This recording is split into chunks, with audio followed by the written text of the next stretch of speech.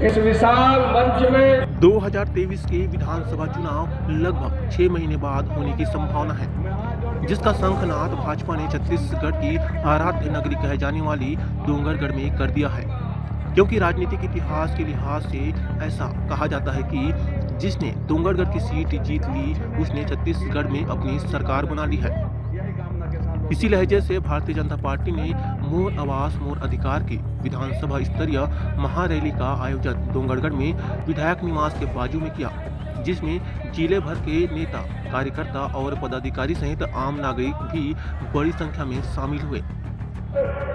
जो माता बमलेश्वरी के नगरी है, और नगरी में गली गली में दारू पिछवाए के काम, ऐसे हमारे डोंगरगढ़ क्षेत्र के युवा मल्ला दारू के धंधा में ढकेले के काम जो करे है 2023 में ओखर मन से हिसाब लेके समय आए हैं और भारतीय जनता पार्टी प्रचंड बहुमत से डोंगरगढ़ में जीती ही इस संकल्प लेकर हम लड़ रहा है।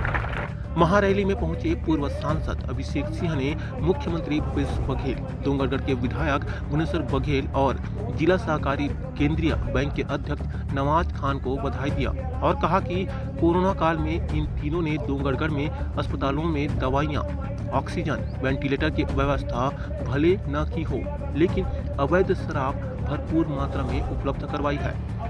मां बमलेश्वरी देवी की पावन धरा पर अवैध शराब की गंगा बहाने और उसमें युवाओं को डुबकी लगवाने का कार्य अगर किसी ने किया है तो वो इन तीनों ने किया है, जिसका जवाब डोंगरगढ़ की जनता आगामी विधानसभा चुनाव में जरूर लेगी।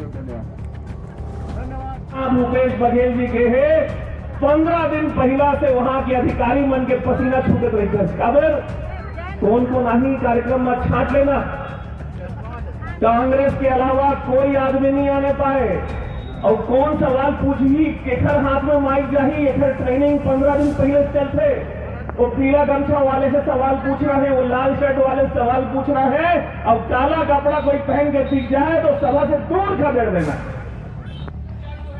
उन्होंने मुख्यमंत्री भूपेश बघेल के भेंट मुलाकात कार्यक्रम पर भी चुटकी ली और कहा कि यह सब एक प्रायोजित कार्यक्रम है, जिसकी ट्रेनिंग अधिकारियों को 15 दिन पहले ही दे दी गई। किससे सवाल पूछना है और कौन सवाल पूछेगा, यह सब एक प्रायोजित कार्यक्रम के तहत निर्धारित की गई थी। मोर अधिकार को ज्वाइन किया गया है, क्या उद्देश्य? छत्तीसगढ़ में कांग्रेस सरकार, भूपेश बघेल जी की सरकार पूर्णतः फेल हो चुकी है छत्तीसगढ़ के गरीबों को आवास का अधिकार देने में। 1 साल हो गए, 2 साल हो गए, 4 साल हो गए, 6 महीने बाद चुनाव आ जाएंगे। छत्तीसगढ़ की जनता का सब हो चुका है और भारतीय जनता पार्टी ने प्रदेश व्यापी आंदोलन हर गांव में जाकर, हर ब्लॉक में जाकर, हर विधानसभा में जाकर ग्रामीण क्षेत्र और शहरी क्षेत्र के गरीबों को आवास के अधिकार दिलाने का आंदोलन शुरू किया है और उस आंदोलन को अपार सफलता और अपार जन समर्थन मिल रहा है। कार्यकर्ता जब 100 फॉर्म लेकर भराने जाते हैं तो 300 लोग आते हैं, स्वयं अपने पैसे से उन फॉर्म्स की फोटोकॉपी करते हैं और उन फॉर्म को भर के देते हैं इस भरोसे के साथ कि जो योजना प्रधानमंत्री नरेंद्र मोदी जी की है उस योजना को छत्तीसगढ़ सरकार ने तो रोक दिया, लेकिन 23 के चुनाव के बाद भारतीय जनता पार्टी उस सरकार को छत्तीसगढ़ में ला। भारतीय जनता पार्टी भी अच्छे कार्यकर्ता हैं, अच्छे लोग हैं और पार्टी जब सोचेगी चाहेगी और बहुत लोग हैं, एक नहीं है। मैं समझता हूँ ये आरोप गलत है और भारतीय जनता पार्टी इस दिशा में समृद्ध है, कमज़ोर नहीं। छत्तीसगढ़ में रेल में कहीं कहीं देरी हो रही है, कुछ बातें जो उसको ठीक करने की बात हो रही है, उसके कारण कहीं कहीं थोड़ी सी असुविधा हो रही है, लेकिन मैं समझता हूँ ये जल्दी ठीक हो जाएगा और जो कमियां हैं, जो कहीं कमजोरी है, कुछ समस्याएं हैं, उसको ठीक करने की। धन्यवाद। भारतीय जनता पार्टी के शहर व ग्रामीण मंडल द्वारा आयोजित इस महारैली में प्रथम नेता प्रतिपक्ष नंद कुमार साय, जिले के सांसद संतोष पांडे, पूर्व सांसद अभिषेक सिंह, भाजपा के प्रदेश उपाध्यक्ष मधुसूदन यादव सहित जिले भर के वरिष्ठ पदाधिकारी एवं कार्यकर्ता पहुंचे और जुबानी जंग प्रारंभ करते हुए कांग्रेस को आड़े हाथों लिया और कहा कि प्रधानमंत्री नरेंद्र मोदी ने आजादी की 75वीं वर्षगांठ तक हर गरीब को पक्का मकान देने का जो सपना देखा था उसे छत्तीसगढ़ में कांग्रेस की सरकार ने रोक रखा है। राज्य सरकार द्वारा अपना राज्यांश नहीं दिया जा रहा है, जिससे छत्तीसगढ़ की लाखों जनता पक्के मकान के सपने से दूर है। मोर आवास मोर अधिकार को लेकर के आज डोंगरगढ़ विधानसभा में ये प्रदर्शन है और ये जो भारी संख्या में गांव के हमारी बहनें, महिलाएं और किसान जवान सब आए हैं, आक्रोशित हैं अपने हक को लेने के लिए। और जो छत्तीसगढ़ वासियों का हक है आवास का, रोटी कपड़ा मकान की चिंता मोदी कर रही है, किंतु भूपेश बघेल उनके हक में डाका डालने का काम कर रहे हैं। आज ये भीड़ उसी का आक्रोश प्रदर्शन है। उन्होंने कहा कि नगर पालिका चुनाव के समय जनता से वोट लेने के लिए जमीन का पट्टा बांटने का प्रलोभन दिया गया और कुछ ही लोगों को पट्टा देकर वोट ले लिया गया, लेकिन चुनाव जीत जाने के बाद पट्टा ही बांटना बंद कर दिया गया और बिना पट्टे के पीएम आवास की स्वीकृति नहीं हो सकता। इस तरह राज्य की जनता को छलने का काम कांग्रेस सरकार कर रही है। जिंदाबाद। मैं कहूँ भीख नहीं अधिकार चाहिए, तो आपको अगर कहना है प्रधानमंत्री आवास का।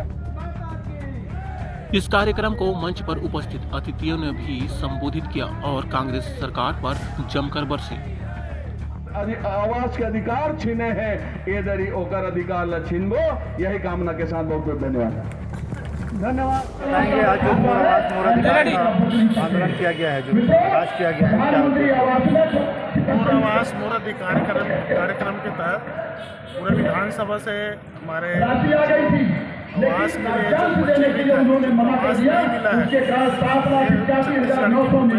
सरकार द्वारा राज्यांश राशि के कारण प्रधानमंत्री आवास नहीं बना है। पूरा 1 महीना पहले मोर आवास मोर अधिकार कार्यक्रम के तहत गाँव में जाके बैठक लिया और इसके एक समय आज 1 दिवसीय धरना प्रदर्शन का कार्यक्रम है, जिसमें आप देख रहे हैं कि विधानसभा क्षेत्र से लगभग 2 से 2.5 हज़ार लोग यहाँ पर उपस्थित हैं और इनकी आवास देना ही पड़ेगा।